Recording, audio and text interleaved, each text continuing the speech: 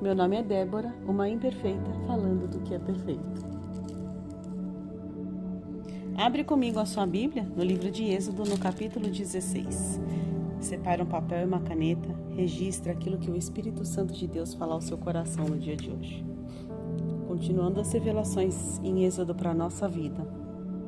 No capítulo 16, a comunidade de Israel saiu do lugar de descanso, saiu do lugar de refrigério e foi para o deserto de Sim. E nesse deserto, os israelitas passaram a reclamar.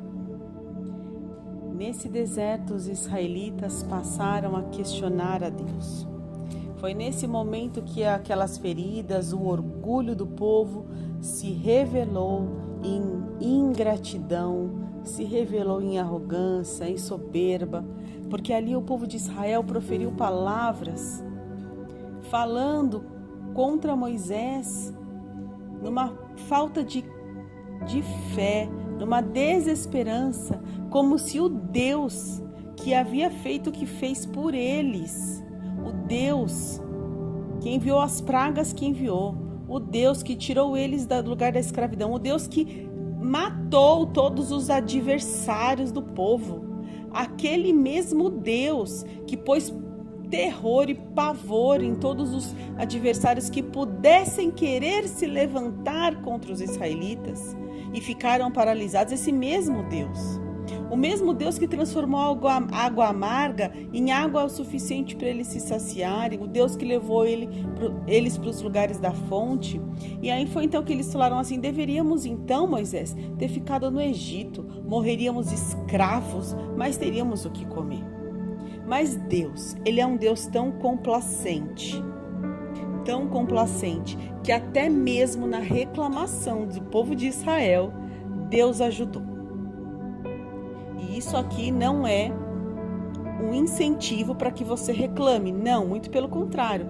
O livro de Êxodo é, na verdade, um tapa na nossa cara, dizendo o quanto a reclamação atrasa as bênçãos que Deus tem para nós. Aqui nós estamos falando da misericórdia de Deus, da bondade de Deus. Foi então que Deus falou para Moisés: Moisés, eu vou mandar o pão do dia.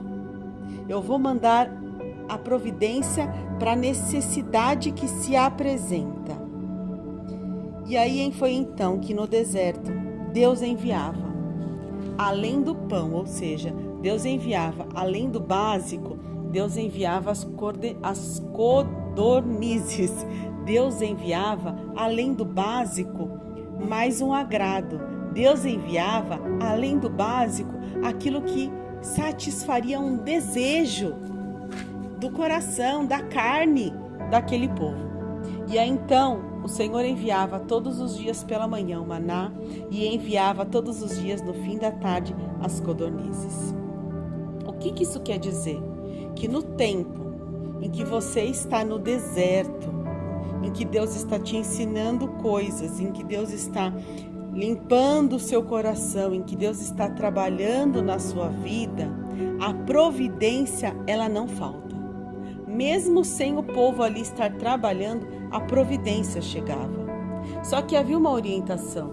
A providência que Deus estava mandando era para aquele dia. Então não era para guardar, não era para depositar em baús, não era para tentar juntar tesouros. Aquele não era o tempo de juntar tesouros. Aquele era o tempo de usar o recurso para a necessidade do momento, para as situações que se apresentavam naquele momento. Era para usar sem desperdício, mas usar, porque não ia faltar. Muitas das vezes na nossa vida, a nossa preocupação é: se eu usar tudo hoje, e amanhã, e semana que vem, e o mês que vem, e daqui tanto tempo. E aí o Senhor diz: a providência que eu estou enviando é para o dia de hoje, é para o agora. Por quê? Você está se preocupando com o amanhã? Porque no dia de amanhã, o Senhor já está no amanhã. O Senhor já providenciou a necessidade do amanhã. Então a providência de hoje é para hoje. E amanhã, quando a necessidade chegar, a providência também já existe. Porque esse é o Deus do maná e Deus das codornizes. Mas aí vai vir uma vai vir o pouco, não, vai vir o necessário, vai suprir o básico e mais do que o básico. Vai suprir o essencial e também o que não é essencial, porque foi isso que o Deus fez com o povo. Então a providência ela chegou. Só que Deus ainda falava assim, olha, recolhe a providência até o 6º dia, no 7º não. No 7º não vai ter, por quê? Porque no 6º você vai recolher dobrado, vai recolher muito mais. No 6º você recolhe quanto você quiser e já faz o de hoje e o de amanhã. Por quê? Porque no 7º dia você vai descansar.